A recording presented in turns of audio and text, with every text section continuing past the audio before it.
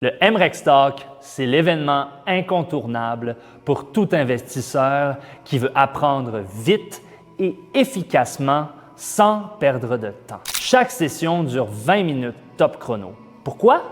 Parce que la connaissance fonctionne mieux quand elle est concise, claire et directe. Chaque conférencier a été préparé pour couper dans le gras et livrer l'essentiel avec des conseils pratiques et des stratégies concrètes que vous pouvez appliquer immédiatement. Entre les conférences, vous aurez le temps de réseauter, rencontrer d'autres investisseurs, poser vos questions et créer des connexions qui pourraient transformer vos projets. Le MREX Talk, c'est des sujets précis, des expériences réelles et actionnables, des experts qui partagent ce qui fonctionne vraiment dans le marché actuel, un format pensé pour maximiser votre apprentissage et votre impact en un minimum de temps et une opportunité de développer votre réseau et votre vision stratégique. Chaque session est un accélérateur pour vos projets et un moyen de voir ce que font les meilleurs avant les autres. Ne restez pas sur le quai. Le MREX Talk est là pour vous propulser.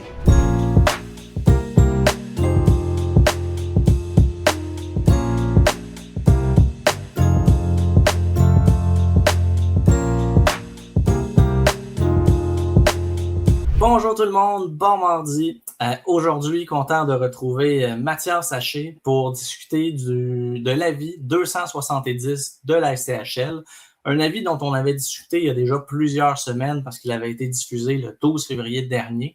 Il concerne essentiellement les augmentations de loyers qui ont été identifiées comme étant abordables pour la PH Select.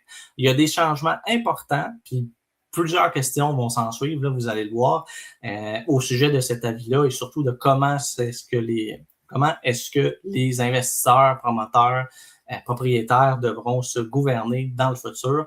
Donc, c'est vraiment un sujet qui va être super intéressant. Beaucoup de questions pour l'avenir, avec même quelques interpellations directement à la CHL si jamais il y a des gens de leur côté qui nous écoutent. Là. Soyez pas surpris, on a quelques messages pour vous. Salut Mathias, bon mardi matin. Bon matin, Jocelyn. Comment tu vas? Ça va bien, merci. Bon, peut-être besoin de mon café, me réveiller un petit peu, là, mais sinon, là, on devrait y aller. Alors, il y a en fait plusieurs semaines déjà, tu nous avais parlé là, de l'avis 270 de la SCHL qui venait préciser certaines modifications au niveau des augmentations de loyer des logements abordables qui avaient été identifiés pour le programme de la PH Select. Juste pour remettre tout le monde au même niveau, là, si jamais vous n'avez jamais fait d'APH Select abordabilité, essentiellement, on tient compte des revenus moyens des locataires, on identifie certains logements, la SHL regarde la grandeur de logement, typographie, etc. Et il y a un engagement donc de 10 ans pendant lesquels il faut augmenter les loyers. On comprenait de facto que c'était essentiellement la grille du TAL qui s'appliquait pour les augmentations de loyers depuis essentiellement les 4 dernières années. Et là, maintenant, justement, l'avis nous dit que c'est peut-être plus ça qui doit être appliqué. Exact. Puis, tu as bien mis la table, Jocelyn, parce qu'actuellement, c'est vraiment là-dessus qu'on travaille. Donc, quand on tag, appelons-le comme ça, les logements abordables, c'est selon la grille du TAL. Donc, disons que vous rénovez un logement, eh bien, vous vous fiez à la grille du TAL avec vos augmentations des taxes, l'assurance et tout ça, et vous envoyez votre augmentation, et jusqu'à maintenant, ça, c'était accepté. Il faut comprendre une chose qui est super importante. OK? Quand on prend un engagement en APH Select, abordabilité, il y a une vérification, appelons-la la révision annuelle en fait, qui est faite par le prêteur et qui va venir mentionner, est-ce qu'ils vont te demander, Jocelyn, prouve-moi que tu as fait bien tes augmentations selon l'abordabilité de l'APH Select, selon les règlements. Et toi, tu dois démontrer à la banque que tu as fait tes devoirs. Et on voit dans le marché présentement que ça cause il y a beaucoup de confusion, beaucoup de problématiques en lien avec ça et tout ça. Et je pense que la SHL, et ça, c'est mon humble avis, c'est révisé en disant, attends un peu, là, ça commence à être vraiment compliqué, tout ça. On va mettre un guideline qui est l'IPC logement. Et en passant, l'IPC logement était utilisé pour les immeubles neufs. Puis ça, on vous l'avait dit dans les derniers radars, là, il y a une couple d'années, en fait, là, qu'on pouvait travailler avec l'IPC logement pour faire les augmentations des abordables neufs. Parce qu'il y a l'abordabilité neuf et l'abordabilité existante. Donc, c'est important de les différencier. Avec l'existant, on travaille avec le TAL. Avec le neuf, on travaillait avec, bien évidemment, l'IPC logement, comme je vous mentionne. Et ça faisait en sorte que les immeubles neufs pouvaient avoir des augmentations relativement plus considérables qu'avec le TAL. Donc, ceci étant dit, ils se sont rendus compte qu'avec le neuf, puis là, encore là, je dis ils se sont rendus compte, mais c'est ce que Mathias dit. Ça vaut ce que ça vaut, mais on en fait pas mal. Je commence à comprendre qu'est-ce qui marche, qu'est-ce qui ne marche pas dans ce système-là. Et je peux comprendre que présentement, ça ne fonctionnait pas du tout. Et là, ils sont venus dire, sur notre site Internet, on va venir afficher dans l'onglet abordabilité l'IPC logement qu'on peut utiliser cette année-là pour nos augmentations. Cette année, et là, on a fait nos recherches parce que pourquoi je ne vous en ai pas parlé avant? L'avis est sorti le 12 février. Donc, c'est juste qu'il y avait tellement de confusion au travers de ça que je n'étais pas à l'aise de me prononcer parce que certains prêteurs disaient quelque chose, d'autres disaient d'autres choses, la SCHL et tout ça. Donc, c'était un peu pêle-mêle. Mais là, l'eau s'est mise à être beaucoup plus claire. Et là, je vois un peu comment ça va marcher. Et là, ce qu'on se rend compte, c'est qu'il y a des prêteurs qui avaient affiché sur leur site l'IPC logement le plus haut, donc à 9,3 pour 2026, et qui ont comme eu un droit acquis de ça. Donc, ils ont dit, écoute, nous, on l'a affiché, on le dit à tous nos clients depuis belle lurette, on ne peut pas vraiment reculer, ça va être trop compliqué. Donc, il y a ça. Ceci étant dit, l'année prochaine, donc ils vont tolérer les augmentations que les prêteurs ont recommandé de donner à leurs clients. Par contre, l'année prochaine, pour 2027, lors de vos avis de renouvellement, ce sera l'IPC logement qui va être affiché sur le site de la SCHL en abordabilité. Ça va venir quand même clarifier beaucoup, simplifier beaucoup les choses. Et là où j'ai encore un point d'interrogation et qu'un jour, je vais finir par le résoudre, ce point d'interrogation-là, parce qu'on va finir par trouver quelqu'un qui sait quelque chose, eh bien, c'est lorsqu'on va faire des rénaux majeurs. Et là, je t'explique, Jocelyn, où moi, je trouve que ça ne fait pas trop de sens. Parce que dans l'avis, il est écrit que si on augmente plus que la recommandation, on a besoin d'avoir un avis du TAL. Et c'est important. Un avis, on doit avoir un jugement du TAL, pardonnez-moi. Donc, un jugement du TAL. Un avis, je me demandais comment on allait chercher ça. Là. Non, un jugement du TAL. Je m'excuse. Et il est tôt. En fait, ce qui arrive, c'est que le jugement va faire en sorte de dire, OK, oui, on approuve les augmentations qui ont été faites pour telle raison, ça respecte les grilles et tout ça. Là où j'ai de la misère à suivre un peu cette optique-là, puis encore là, j'ai des prêteurs qui ne sont pas capables de me répondre, c'est dans l'optique où on fait des rénovations majeures dans un logement. Et là, toi, tu es mon locataire, Jocelyn. Et je te dis, Jocelyn, je t'amène au TAL. J'ai besoin d'un jugement contre toi. Mais toi, tu as accepté l'augmentation. Donc, tu as dit oui. Qu'est-ce qui va se passer? Pourquoi qu'on a besoin de ça? Donc, ça, c'est un point d'interrogation. Puis comme je vous dis, je n'ai pas la réponse encore aujourd'hui parce que ça va se clarifier avec le temps.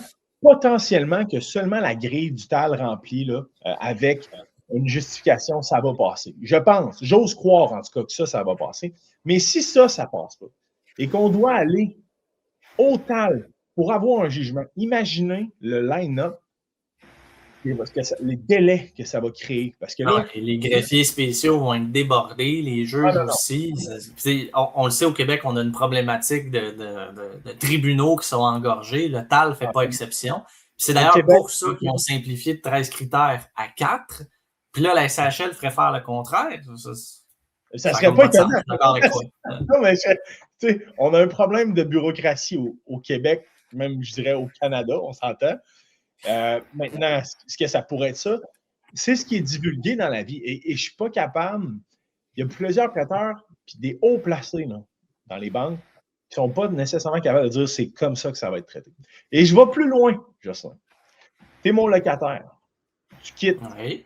Je rénove ton appartement parce que ton appartement est désuet, est sale, est insalubre, peu importe. Et là, tant qu'à rentrer, j'arrache puis je fais des bonnes rénaux. T'sais. Et là, j'ai le droit d'augmenter quand même assez considérablement. Et là, j'ai Jocelyne qui vient louer mon logement. Jocelyne, il faudrait que je l'amène au TAL pour avoir un jugement. C'est ma nouvelle Alors que locataire. tu viens de signer un nouveau bail, puis ça n'a pas plus de sens, effectivement. Ça part mal une relation. Là. Jocelyne, merci, bienvenue. En passant, on s'en va au tal. Ça ne marche pas. Fait que, ça, c'est la nuance qui me reste à clarifier. Là, je pousse aux extrêmes. Je vous entends, là, les gens à la maison dire ça n'a pas de sens, ça, c'est ça. Je suis d'accord avec vous.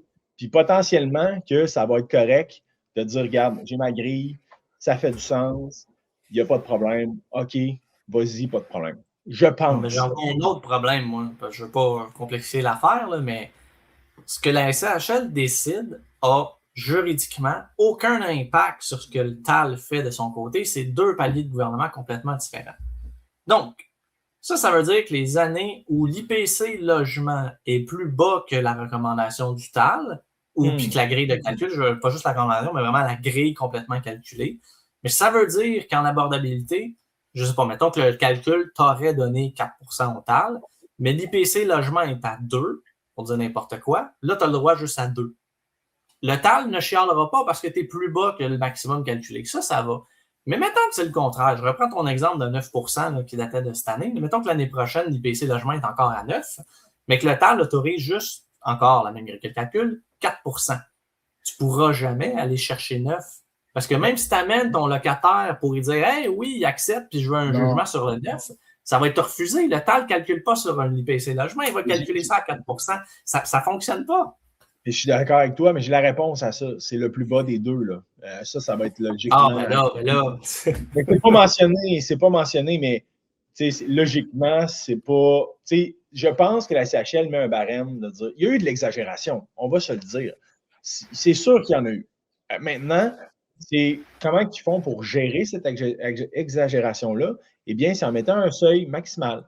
Donc, si ton TAL est en dessous, tant mieux, tu ne le dépasseras pas. Si tu le dépasses, ben, voici ton seuil maximal. Si tu le dépasses, ben, va chercher une preuve que tu as le droit de le dépasser. Maintenant, le jugement, à mon sens, ne fait pas de logique, mais on verra en temps et lieu. Là, présentement, on a beaucoup de prêteurs qui font des révisions annuelles, on va en avoir des nouvelles. Fait que là, on va avoir leur juste éventuellement avec tout ça. Mais. Tu vois, ma théorie, moi, je pense, parce que la SAHL, là, évidemment, c'est canadien. Il y a beaucoup de provinces qui ne contrôlent pas du tout leur loyer. Eux avaient besoin d'un chiffre clair pour les provinces où il n'y a pas de contrôle de loyer comme au Québec, il n'y a pas d'équivalent au TAL. Mais encore faudrait-il qu'au lieu de faire du mur à mur, ils tiennent compte des réalités provinciales du pays. Là. Je suis d'accord avec toi. Voilà, le message est fait. Maintenant, ceci dit, moi, je n'ai rien dit. C'est toi qui le dis, Jocelyn, parce que c'est tous les jours. Mais non, mais ce que je veux dire, c'est potentiellement qu'il y a eu de l'abus. On fixe des maximums. À mon sens, je pense, comme je vous dis, que la grille du TAL, seulement envoyer la preuve de vos calculs à votre banquier, ça va suffire.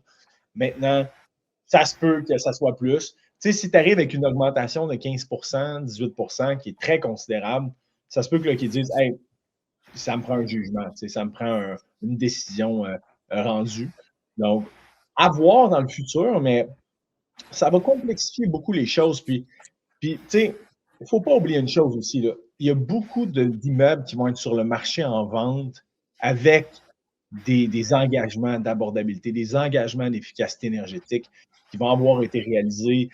Et il va falloir que vous regardez ça dans votre vérification diligente. Ça, je me rappelle vous en avoir parlé dans le passé, mais on en voit de plus en plus dans notre pratique des dossiers qui rentrent au bureau de financement, d'achat, puis que nous, le client, il n'est pas nullement au courant. Les courtiers immobiliers qui vendent sont nullement au courant.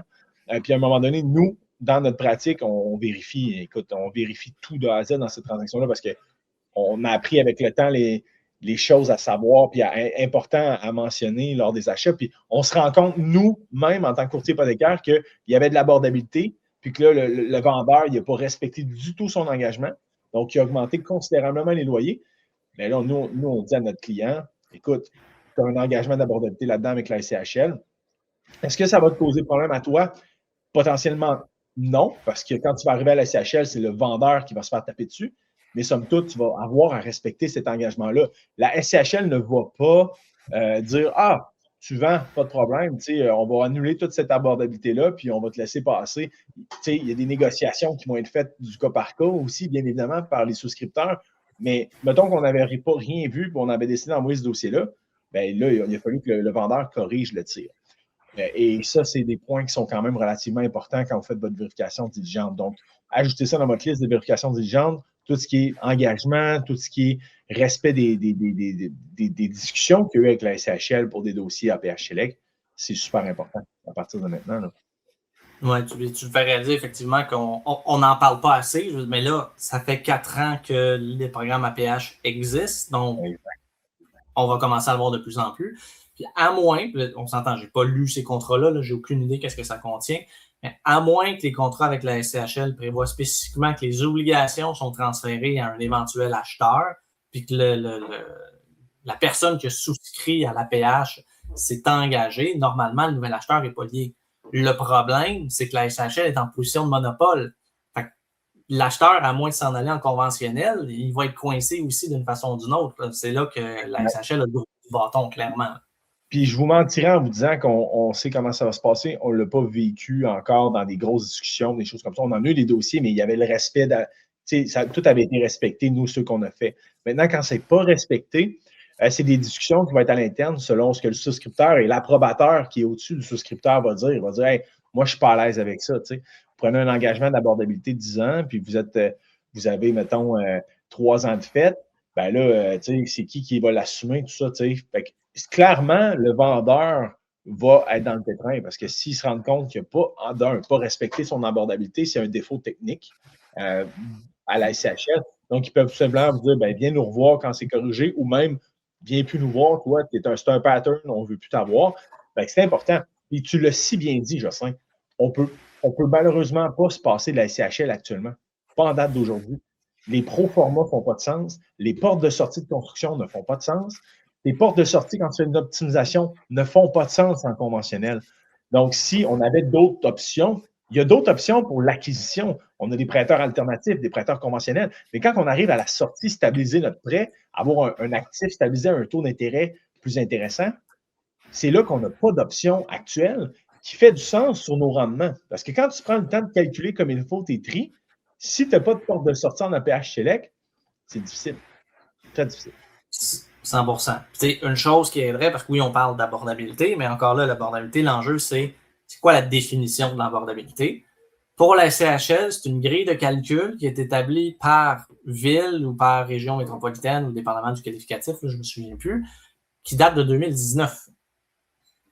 Est-ce qu'on a dans notre boule de cristal une éventuelle mise à jour de cette liste-là? Jocelyn. En 2026, là, ça fait 7 ans qu'on est là-bas. 7 ans d'augmentation de salaire. Les coûts de construction ont augmenté de 48 %.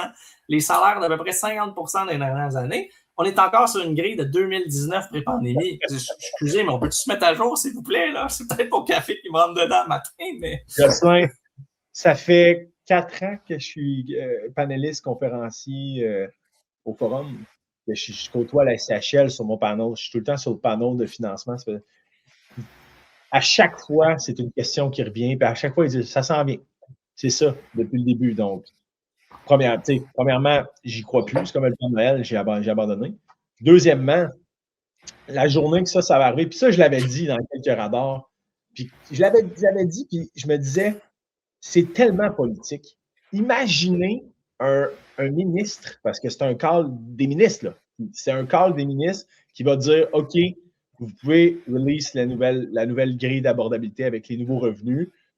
Imaginez, là, les abordables vont monter. Là, imaginez le message que vous envoyez à la population qui, actuellement, c'est pas drôle ce qui se passe. Là. C'est vraiment pas drôle dans le sens où il y a beaucoup, beaucoup de gens qui peinent à payer leur loyer présentement. Il y a une crise d'abordabilité. Puis là, en plus de ça, le gouvernement va arriver et va dire hey, on va augmenter vos loyers abordables sur le programme qu'on a fait il y a 4 ans. Tu sais. Ça ne passera pas. C'est trop politique. Ça va prendre quelqu'un qui est en place pour un bon bout de temps puis qu'il est dans sa chaise pour dire OK, on va le faire. Là, c'est quoi l'intérêt de faire ça? Je me souviens qu'effectivement, tu avais dit ça. Puis la dernière fois, si je ne me trompe pas, c'était avant les dernières élections fédérales. Fait que là, le timing était encore pire. C'est sûr que ça n'allait pas arriver. Mais là, ils sont maintenant majoritaires. En tout cas, sur le bord de l'être, il reste des élections partielles à régler, mais ils vont l'être. Assez confortablement sur les 3 ans de mandat qui vont rester, là, entre toi et moi, puis les auditeurs, ça serait le temps. Parce que... Je suis 100% d'accord, puis je suis le premier à vouloir ça pour mes projets, pour les projets de mes clients, puis tout. Puis, tu sais, je vois des. Tu sais, je dis que. Puis là, je ne ferai pas pleurer personne, là, c'est pas ça l'objectif, là, mais il y a des promoteurs présentement qui ont peine et de misère là, avec les proformas et tout ça. Là, puis je comprends, c'est l'immobilier, c'est de la game, tu sais, c'est des gens qui sont aisés financièrement. Je comprends tout ça, mais ça ne marche plus. Les chiffres ne marchent plus. Puis souvent, ce que j'entends, c'est les promoteurs, les investisseurs, tu le prends-tu le risque, toi?